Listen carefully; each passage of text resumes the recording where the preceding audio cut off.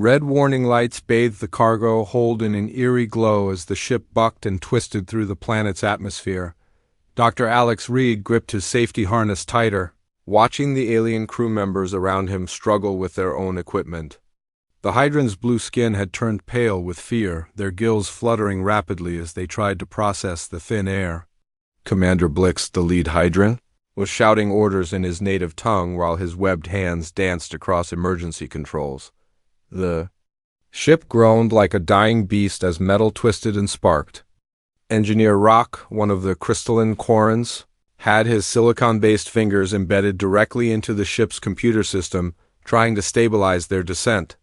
His rocky face showed cracks of stress as data flowed through his crystal matrices. The insectoid Tictorans clicked and chittered in their corner, their compound eyes reflecting the chaos around them in thousands of tiny fragments. Alex had been part of this mixed crew for 6 months, studying how different species adapted to water scarcity during long space voyages. His research had taken him across 12 different worlds, but nothing had prepared him for this moment. The cargo vessel Distant Hope was designed to handle routine supply runs between colonies, not emergency crash landings on uncharted desert. Worlds. The ship's automated voice echoed through the chaos with mechanical calm, announcing their destination as Kepler 442c, a world marked in the navigation charts as uninhabitable due to extreme arid conditions. Alex knew the statistics by heart from his xenobiology studies, surface temperature reaching 140 degrees Fahrenheit during the day, dropping to near freezing at night, and atmospheric humidity so low it barely registered on most sensors. When the ship finally hit the ground, the impact threw Alex against the bulkhead so hard he saw stars.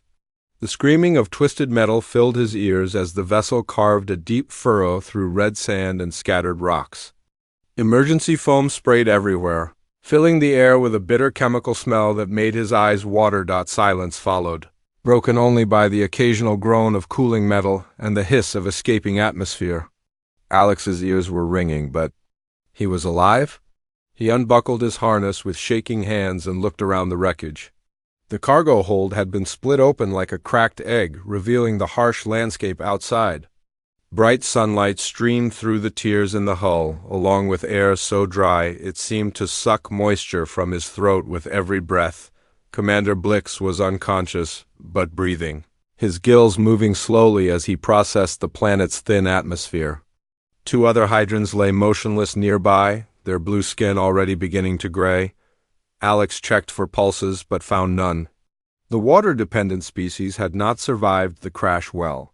Engineer Rock was pulling himself from the wreckage of the computer console, his crystalline body crackling with stress fractures. 3 more Quarrens were scattered around the hold, but only 1 other showed signs of life. Their silicon-based biology made them tough, but not invincible. The Tictorans had fared better due to their lightweight exoskeletons. 2 of the 4 insectoids were moving, their antennae twitching as they assessed their surroundings. Their compound eyes reflected the harsh sunlight streaming through the hull breaches, creating an almost hypnotic pattern of light and shadow. Alex did a quick mental count.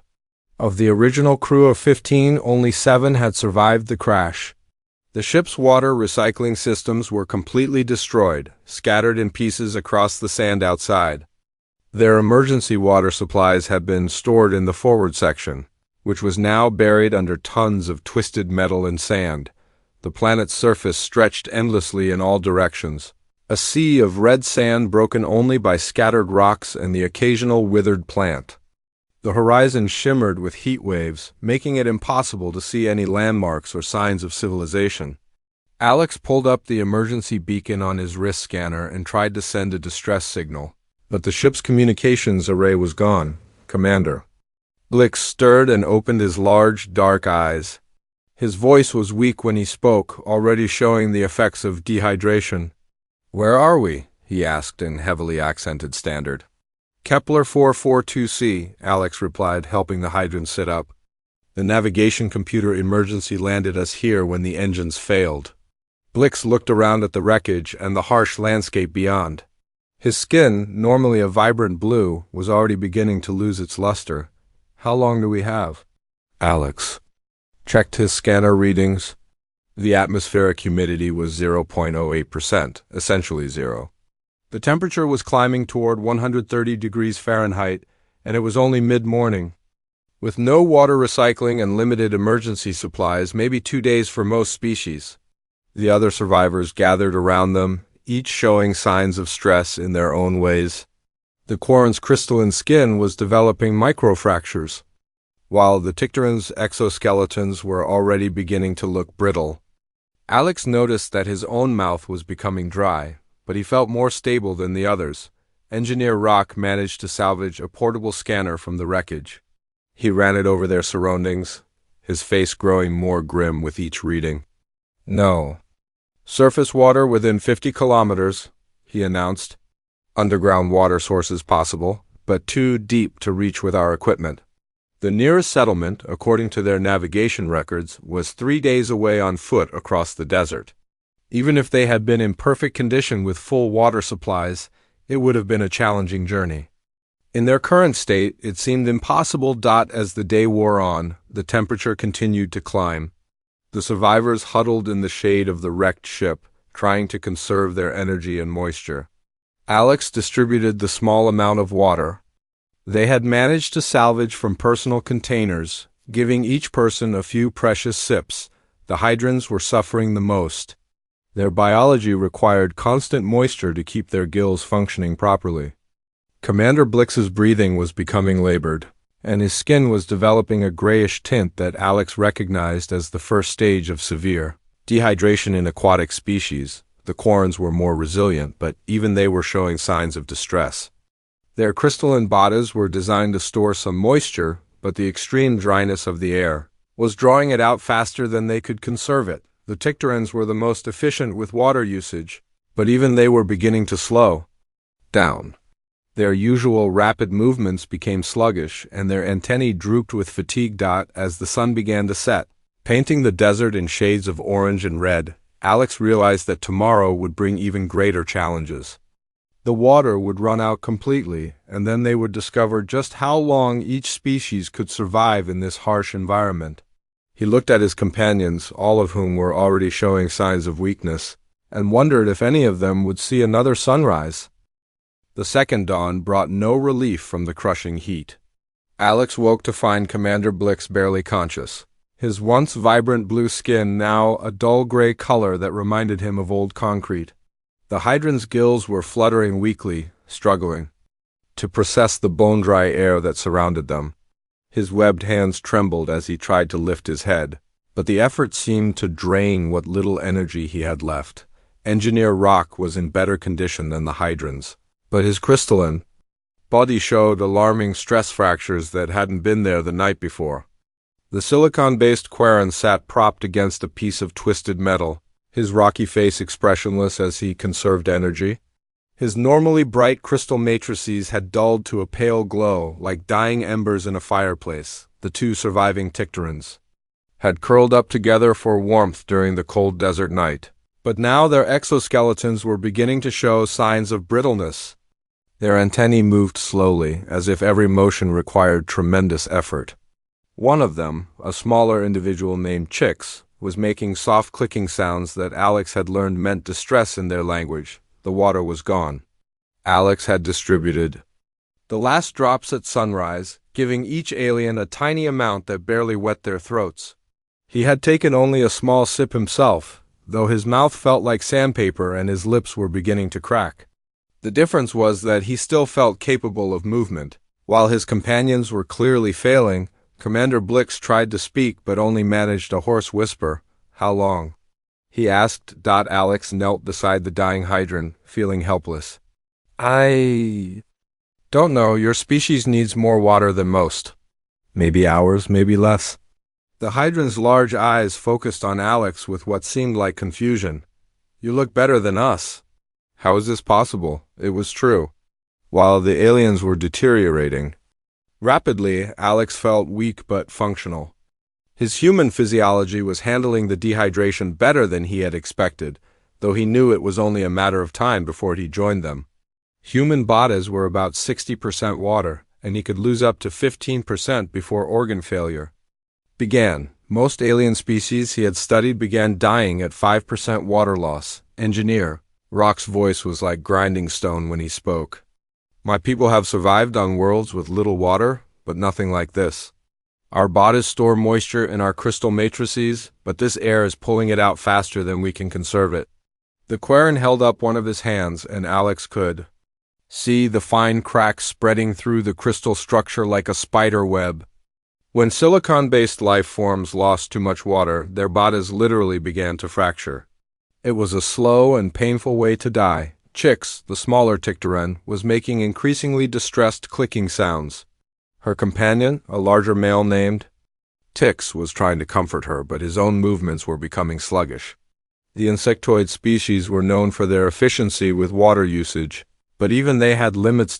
Alex looked around their makeshift shelter in the shadow of the wrecked ship.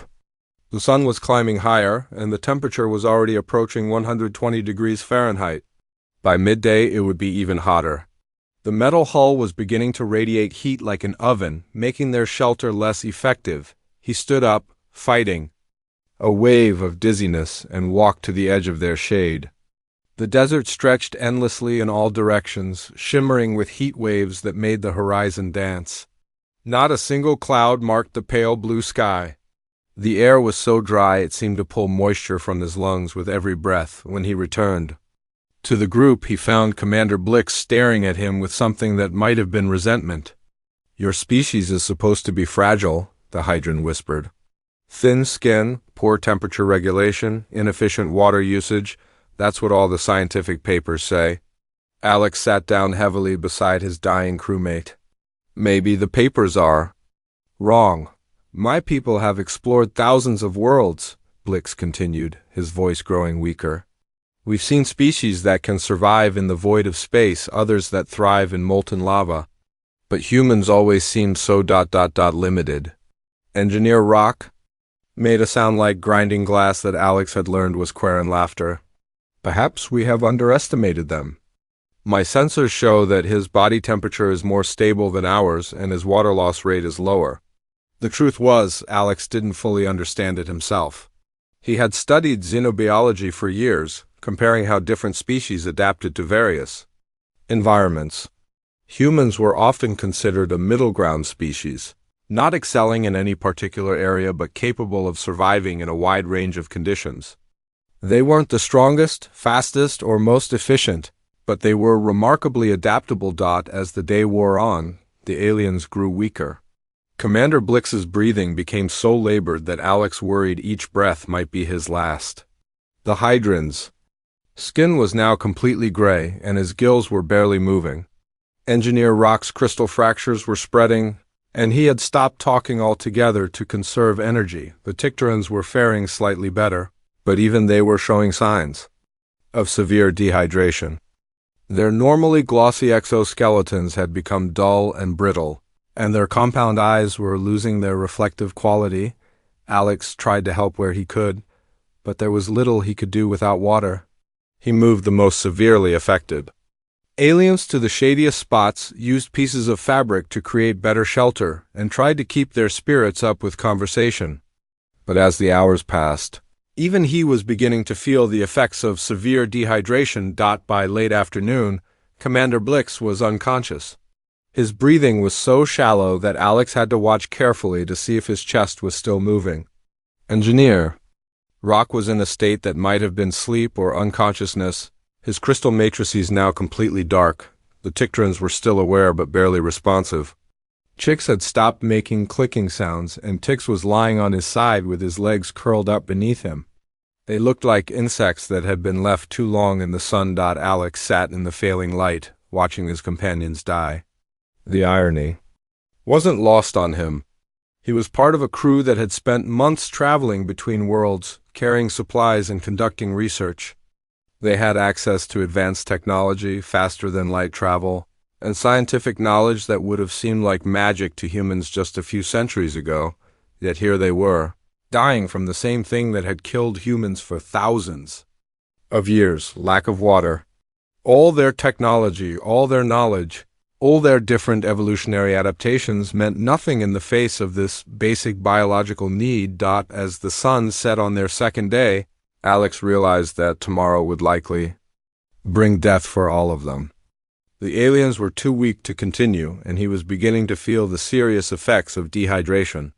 His head was pounding, his vision was starting to blur, and his heart was racing as his body struggled to function with reduced blood volume.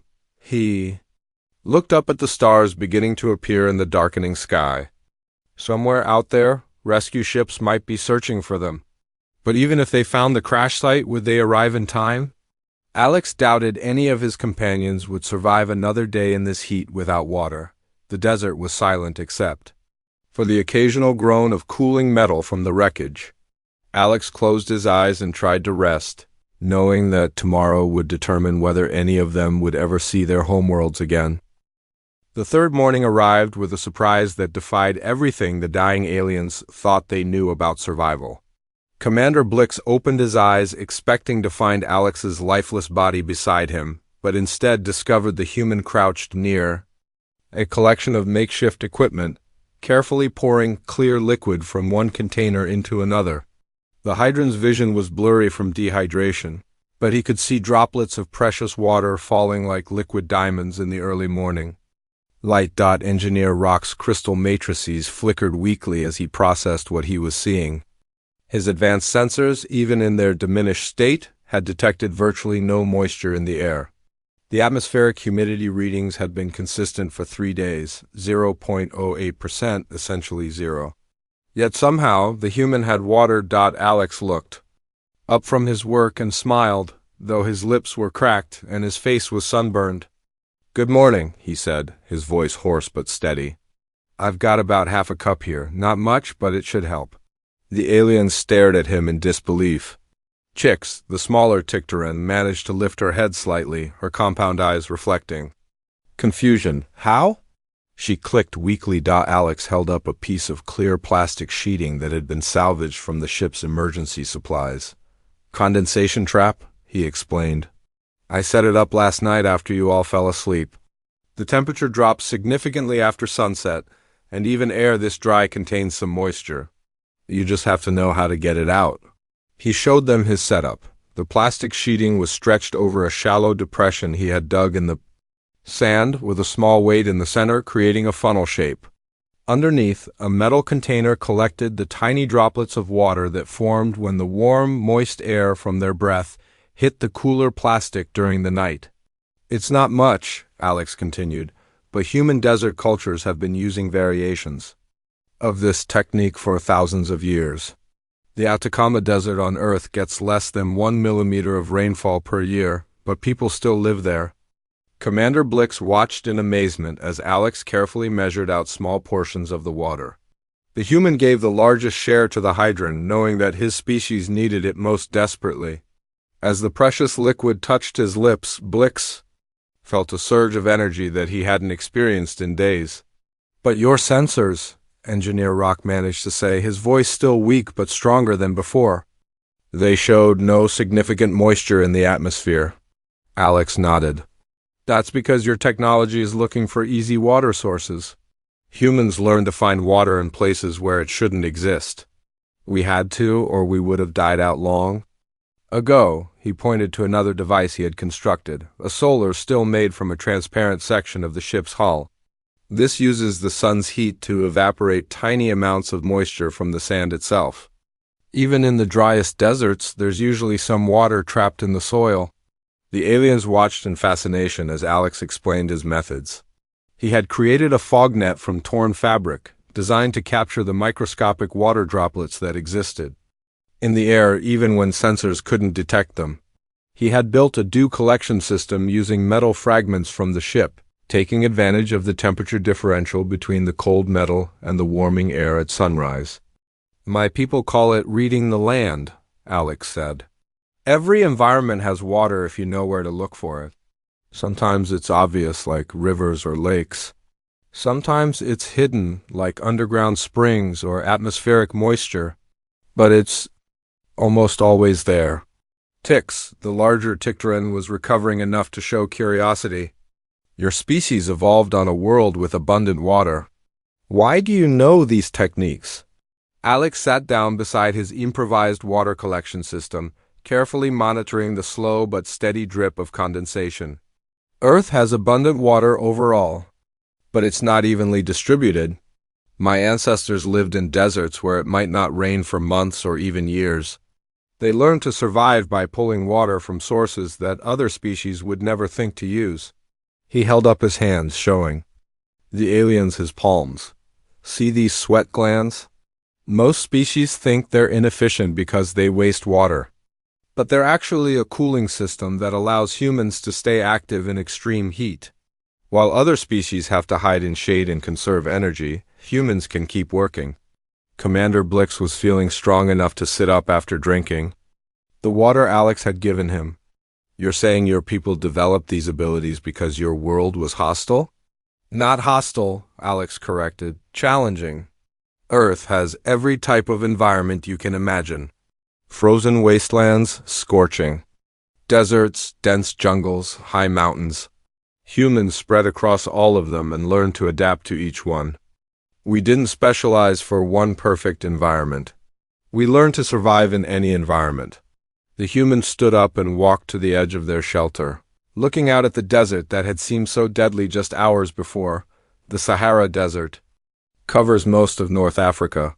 It's bigger than the entire continent of Australia, but humans live there. They've lived there for thousands of years, raising families and building cities in places where most species would die in days. Engineer. Rock's crystal matrices were brightening as his body absorbed the water Alex had shared. Your scientific papers never mention these capabilities. They always describe humans as a generalist species with no particular advantages. Alex laughed, though the sound was still rough from dehydration. That's because we take it for granted. Every human child learns basic survival skills. We don't think of them as special abilities because they're just part of growing up. It's like asking a fish how it swims. He returned to his water collection devices, checking each one carefully. The solar still was producing a few drops per hour. The condensation trap had gathered almost a tablespoon overnight. The fog net had captured enough moisture to wet a small cloth. Combined, it wasn't much, but it was enough to keep them alive. The key is not to rely on just one method, Alex explained. Human survival techniques are about redundancy and adaptation. If one approach fails, you try another. If that fails, you try a third. You never give up because giving up means death. As the morning progressed, Alex shared more of his collected water with the aliens. Each small drink helped them recover. A bit more strength. Commander Blix's skin was beginning to show hints of its original blue color. Engineer Rock's stress fractures were stabilizing. The Tictorans were becoming more alert and responsive. We need to start moving toward the settlement, Alex said. I can keep collecting water as we travel, but we need to find a more permanent solution. The aliens looked at each other with new understanding. They had spent 3 days assuming they were all going to die because their sensors showed no water sources. But the human had found water in an environment that their technology declared completely uninhabitable. Commander Blix managed to stand, though he was still weak. How long have your people been doing this? Alex began packing up his water collection equipment, preparing for the journey ahead. As long as we've been human, maybe longer. Our ancestors survived ice ages, droughts, volcanic eruptions, and climate changes that would have wiped out most species. We're here because we learned to adapt to anything. The revelation was sinking in for all of them. Humans weren't just another species that had gotten lucky with a hospitable world. They were survivors who had been forged by thousands of years of facing impossible challenges and finding ways to overcome them. As they prepared to leave the crash site, the aliens realized they were about to learn much more about human survival techniques. The desert that had seemed like their graveyard was about to become their classroom, and their human companion was about to teach them lessons that no scientific paper had ever documented.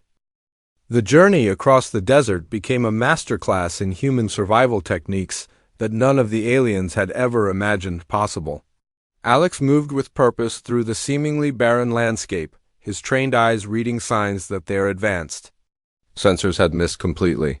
He showed them how to identify the subtle differences in sand color that indicated underground moisture, how to recognize the tiny plants that only grew where water was present, and how to follow the ancient patterns of erosion that revealed long-dried water sources. Commander Blix was amazed at how differently the human approached their environment. Where the hydrant saw only endless death, Alex saw opportunity. He pointed out small depressions in the rock where morning dew would collect, showed them how to dig shallow wells in places where the sand was slightly darker, and explained how to construct more efficient water collection systems using materials they found scattered across the desert floor. "Your people have a saying," Alex explained as he demonstrated how to create a transpiration bag around a small desert plant. "Give a person a fish and they eat for a day. Teach them to fish and they eat for a lifetime. The same principle applies to finding water." Engineer Rock watched in fascination as the human wrapped a piece of clear plastic around the tiny plant's branches, creating a sealed environment where the plant's natural water vapor would condense and collect. "This plant looked dead to my sensors," the Quern observed, "yet it produces water?" "Everything that lives needs water," Alex replied. "Even in the harshest environments, life finds a way to collect and store it. Humans learn to tap into those natural systems instead of fighting against them." The Tictorans were particularly interested in Alex's movement patterns. He walked during the cooler hours of early morning and late afternoon, resting in shade during the heat of the day. He moved with a steady, measured pace that conserved energy while covering ground efficiently. His breathing was controlled and deliberate, minimizing water lost through respiration. "Your people evolved to be persistence hunters," Chix observed, her compound eyes tracking Alex's movements. "You don't have the speed of a predator or the strength of a heavy worlder, but you can keep going when others stop." Alex nodded. "Humans can run down animals much faster than us just by outlasting them. We sweat to cool ourselves so we can keep moving in heat that would kill other species.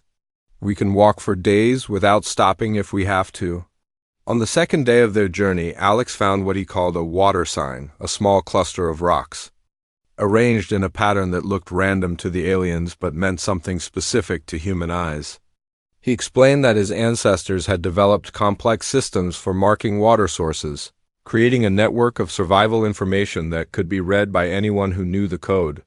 "These rocks weren't arranged by nature," he said, showing them the subtle pattern. "Someone put them here deliberately. It's pointing toward underground water." He led them to a spot about 50 meters away where nothing looked different to their sensors. But Alex began digging with improvised tools, going down almost 2 meters before hitting damp sand.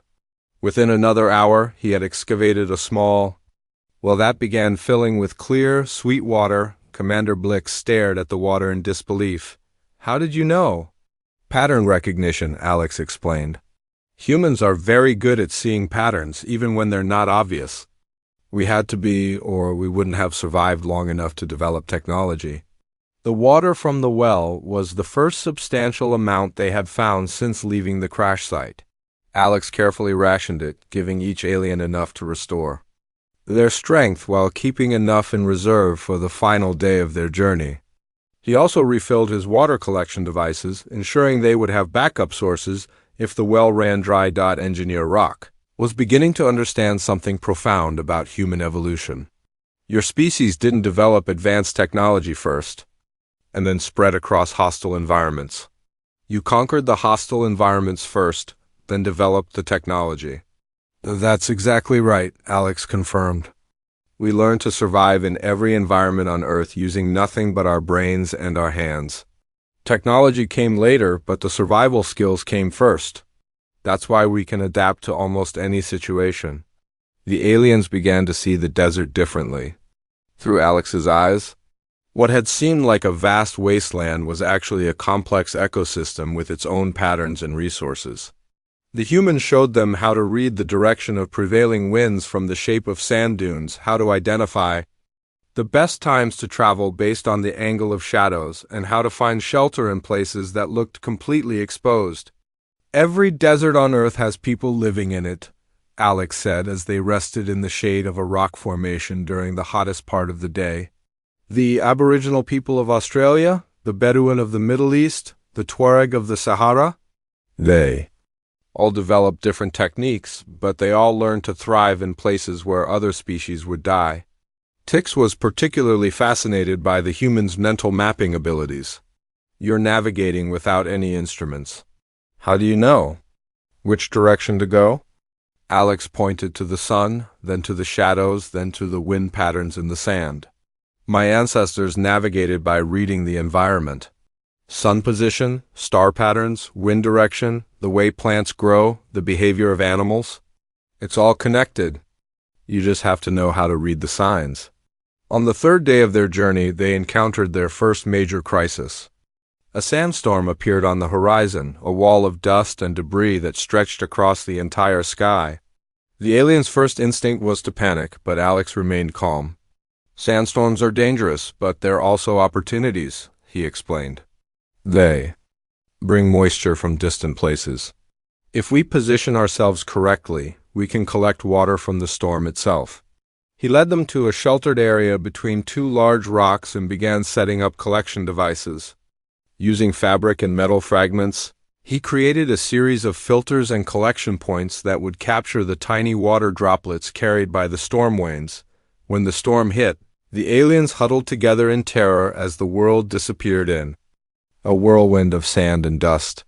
But Alex moved calmly through the chaos, adjusting his collection systems and ensuring they were positioned to maximize water capture.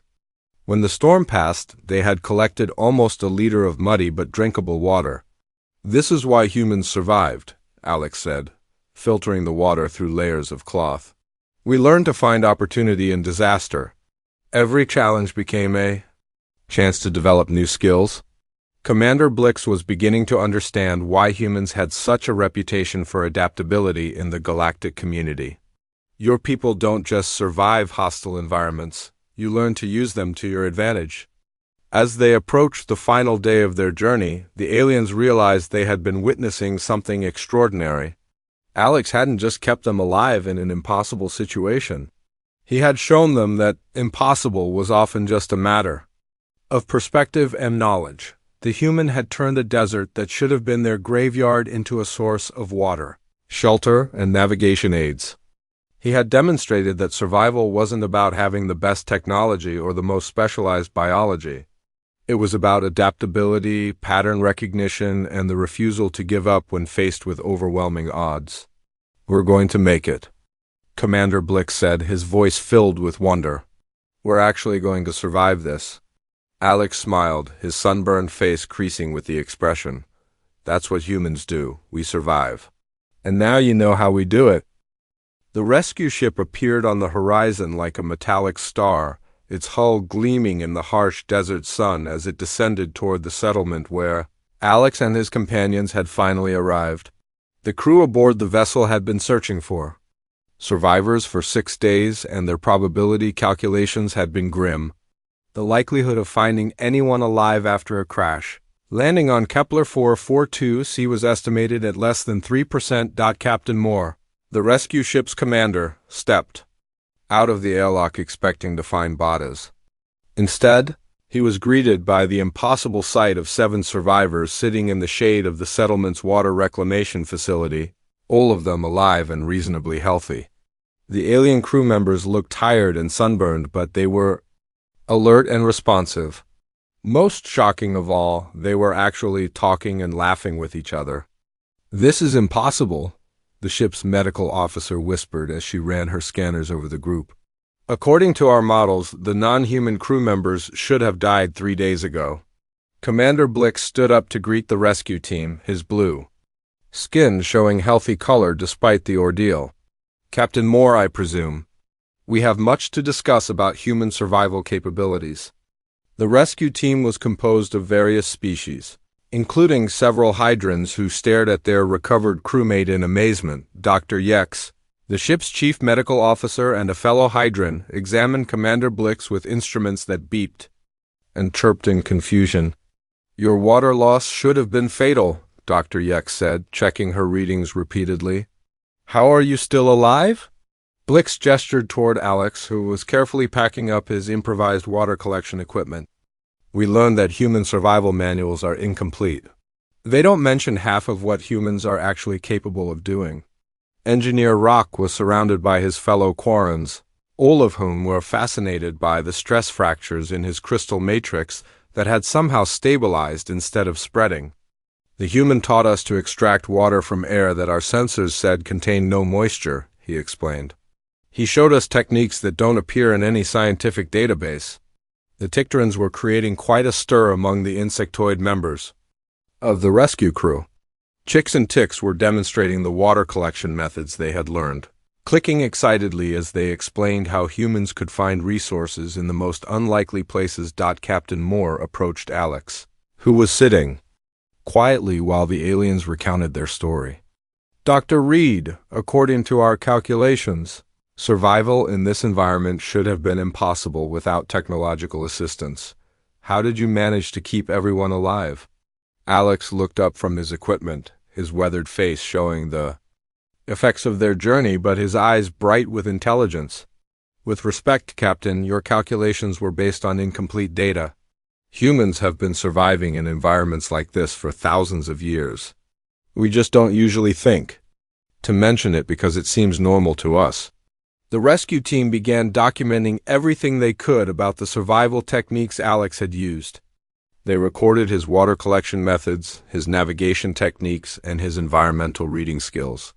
Each revelation challenged their understanding of human capabilities. Dr. Yex was particularly interested in the physiological aspects. Your sweat production actually helped in this environment? Our medical text suggests that perspiration is inefficient in extreme heat. It's not inefficient if you know how to manage it, Alex explained. Humans can regulate their body temperature through controlled sweating while remaining active. Most species have to become inactive in extreme heat to avoid overheating. We can keep working? The story of their survival spread quickly through the rescue ship's crew, then to the broader galactic community through official reports and informal communication networks. The incident became known as the Kepler miracle. Though Alex insisted there was nothing miraculous about it, within weeks the galactic scientific community was in upheaval. Research teams began re-examining human physiology and survival capabilities. Universities started offering courses in human adaptive strategies. Military organizations began studying human survival techniques for potential applications in hostile environments. Commander Blix became an unofficial ambassador for human capabilities, speaking at conferences and scientific gatherings about what he had witnessed. We have underestimated humans for centuries, he would tell audiences of scientists and explorers. They are not just another spacefaring species. They are the ultimate survivors. The Hydran's testimony carried weight because his people were known for their scientific rigor and attention to detail. When he described watching Alex extract water from air that registered zero humidity on their instruments, other species began to question their own assumptions about environmental limitations. Engineer Rock took a different approach, focusing on the technical aspects of human survival methods. He published detailed schematics of Alex's water collection devices and submitted them to engineering databases across the galaxy. Human technology is not always the most advanced, he wrote in his reports, but it is consistently the most adaptable. The Quarren engineers' work led to a revolution in emergency survival equipment. Manufacturers began incorporating human-designed backup systems into their products, creating redundant survival options that didn't rely on advanced technology. Spacesuits were redesigned to include simple condensation traps. Emergency kits were expanded to include materials for constructing primitive water collection devices. Chicks and ticks returned to their homeworld as celebrities, though they were more interested in practical applications than fame. They established training centers where young Tictorans could learn human survival techniques, alongside their own species' methods. Efficiency is not just about using resources sparingly, Chicks explained to her students. It is also about finding resources where others cannot. The impact on interspecies relations was profound. For the first time, other species began to see humans not as lucky newcomers to the galactic community, but as master survivors who had earned their place through millions of years of adaptation to hostile environments. Alex found himself reluctantly thrust into the spotlight as the galactic community's foremost expert on survival techniques. Research institutions offered him positions. Military organizations wanted to hire him as a consultant, and governments requested his input on colonization planning. He accepted some opportunities, but always with the same message: human survival skills were not special abilities. They were learned behaviors that any species could develop.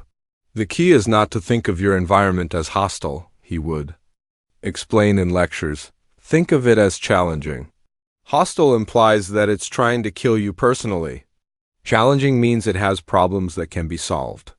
The settlement on Kepler 442c was expanded and renamed Reed's Rest in honor of their survival. It became a training facility where beings from across the galaxy could learn human survival techniques in a controlled but challenging environment. The irony was not lost on Alex that a world which had nearly killed them was now being used to teach others how to survive. 3 years after the crash, Alex established the Interspecies Survival Institute with funding from dozens of worlds and organizations. The Institute's mission was simple: to share human survival knowledge with any species that wanted to learn it. The facility included recreation areas for hostile environments, libraries of survival techniques from every human culture, and workshops where traditional methods could be combined with advanced technology. The Institute's first major project was a comprehensive database of human survival techniques, organized by environment type and resource availability. The database included methods developed by desert nomads, Arctic hunters, island survivors, mountain climbers, and dozens of other human cultures. Each technique was tested and verified by teams of researchers from different species. Commander Blix served as the Institute's first alien director, working alongside Alex to bridge the gap between human intuition and scientific documentation. Humans often cannot explain why they know something will work, Blix observed. They simply know it through generations of inherited knowledge. Our job is to understand the science behind their instincts.